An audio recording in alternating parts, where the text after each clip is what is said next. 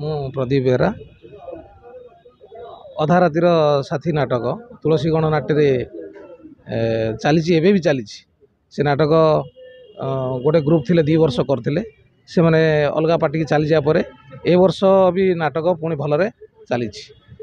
କେମିତି ଭାବିଥିଲେ ଏଇ ଯୋଉ କନସେପ୍ଟ ମା ପୁଅର ଯୋଉ ଭଲ ପାଇବା ଆଉ ତାଙ୍କ ଯୋଉ ନିର୍ଯାତନା ଦଉଛନ୍ତି, ଏଟା କେମିତି ମାଇଣ୍ଡକୁ ଆସିଲା, କେମିତି ଲେଖିଲେ ଆଉ ଏତେ ସୁପରହିଟ୍ ଡୁପରହିଟ୍ ହେଲା ଯେ ପୁରା ଓଡ଼ିଶାରେ ସବୁଆଡ଼େ ସମସ୍ତଙ୍କ କାନରେ ସେଇ ଗୋଟିଏ ନାଟକ ଅଧା ରାତିର ସାଥୀ। ଆଉ ଅଧା ରାତିର ସାଥୀ ଯେ ମେନ୍ ଲୋକ ସେ ହେଉଛନ୍ତି ଆପଣ।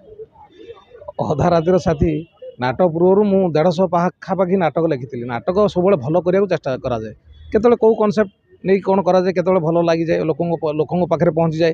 ଏଇ ନାଟକର କନସେପ୍ଟ ଲୋକଙ୍କ ପାଖରେ ପହଞ୍ଚିଗଲା, କଳାକାରମାନଙ୍କର ଅଭିନୟ ହେଉ, ତୁଳସୀ ଗଣନାଟ୍ୟର ବ୍ୟାନର ହେଉ, ଲେଖା ହେଉ, ସବୁ ମିଶିଗଲା, ଭଲ ଲାଗିଲା ଲୋକଙ୍କ ପାଖରେ, ଏ ନାଟକ ପହଞ୍ଚିଗଲା। ସେ ନାଟକ ଯେମିତି ଅନ୍ୟ ନାଟକ ମୁଁ ଚିନ୍ତା କରିଥାଏ ତାର କାହାଣୀ, ଏ ନାଟକର କାହାଣୀ ବି ମୁଁ ସେମିତି ଚିନ୍ତା କରିଥିଲି।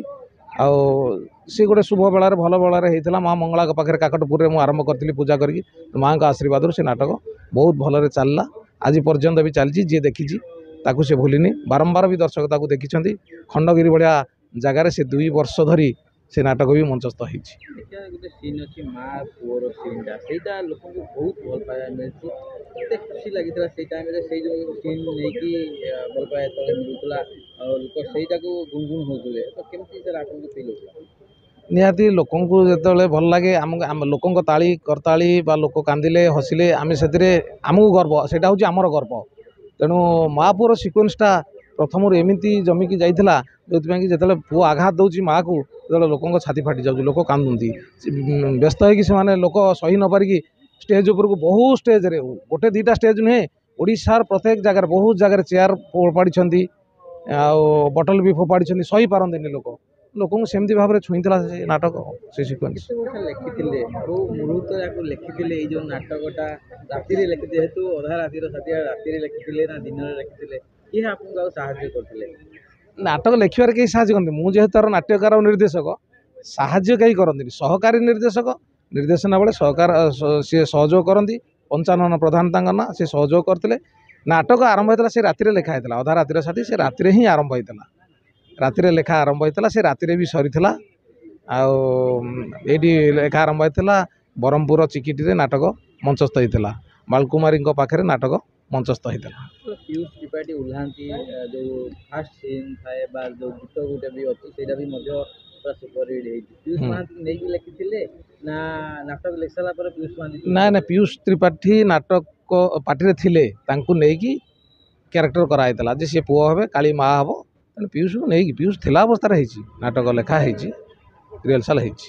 ତ ଆଗାମୀ ନୂଆ କ'ଣ ଆସୁଛି ଯେଉଁଟାକି ଦର୍ଶକମାନଙ୍କୁ ସେଇ ଟାଇପ୍ର କିଛି ନାଟକ ମିଳିବ? କାହିଁକିନା ଏବେ ଯେହେତୁ ଲୋକମାନେ ଆଇଟମ୍କୁ ଦେଖିକି ଆଉ ଯାତ୍ରା ଦେଖିବା ପାଇଁ ଯାଉନାହାନ୍ତି, ଯଦି ଗୋଟିଏ ଯାତ୍ରା ଦେଖିବା, ଗୋଟିଏ ନାଟକ ଦେଖିବା, ଅଧା ରାତିର ସାଥୀ ଯୋଉଠି ବି ପଡ଼ିଥାଉ ନା କାହିଁକି ଲୋକ ହାଉସଫୁଲ୍ ହୁଅନ୍ତି, କିନ୍ତୁ ଏବେ ଯେଉଁ ଅଶ୍ଳୀଳତା ପାଇଁ ଯାଉନାହାନ୍ତି ଲୋକ, ଏବେ ଆପଣ ଆଉ କିଛି ସେମିତି କ'ଣ ନାଟକରେ ଅଶ୍ଳୀଳତା ବୋଲି କିଛି ନାହିଁ। ମୁଁ ମୋର ନାଟକରେ କମେଡ଼ିରେ ବି ଅଶ୍ଳୀଳତା କେବେ ରଖିନି। ଅଶ୍ଳୀଳତା ବୋଲି କୌଣସି ନାଟକରେ ନାହିଁ। ଏଇଟା ହେଉଛି ରେକର୍ଡ଼ ଡ୍ୟାନ୍ସ ବା ନେକେଡ଼ ଡ୍ୟାନ୍ସ ଯେଉଁ କରାଯାଉଛି, ସେ ଡ୍ୟାନ୍ସ ଭିତରେ, ଆଇଟମ୍ ଡ୍ୟାନ୍ସ ଭିତରେ ସେ ଯାଉଛି, କିନ୍ତୁ ନାଟକ ଭିତରେ ସେମିତି ଅଶ୍ଳୀଳତା ନଥାଏ। ଏ ବର୍ଷର ନାଟକ ଜହ୍ନ ରାତିର ଝଡ଼, ସିଏ ବି ଲୋକଙ୍କୁ, ଯିଏ ଦେଖୁଛି ସିଏ ସେ ନାଟକ ତାରିଫ କରୁଛି। ନାଟକ ବହୁତ ଭଲ ହେଇଛି। ଜହ୍ନ ରାତିର ଝଡ଼ ତୁଳସୀ ଗଣନାଟ୍ୟରେ ଅଶ୍ୱିନୀ ମୁଖ୍ୟ ଭୂମିକାରେ ଅଶ୍ୱିନୀ ସୋନାଲି କରୁଛନ୍ତି, ସେ ନାଟକ ବି ଚାଲିଛି। ଆଉ ଜୁଲି ପଣ୍ଡା ସେଥିରେ ବି ଅଛନ୍ତି, ନୀର ସ୍ୱାଇଁ ଅଛନ୍ତି, ଦୀପକ ବୋଷ ଅଛନ୍ତି। ସେ ନାଟକ ବି ଭଲ ହେଉଛି। ଜହ୍ନ ରାତିର ଝଡ଼, ଅଧା ରାତିର ସାଥୀ ପରେ ଜହ୍ନ ରାତିର ଝଡ଼। ପୁଣି ଆଗାମୀ ଆକର୍ଷଣ ରହିଛି ଦଣ୍ଡା ବାଳୁଙ୍ଗା। 2025 ମସିହାରେ ସେ ଦଣ୍ଡା ବାଳୁଙ୍ଗା ହେବ।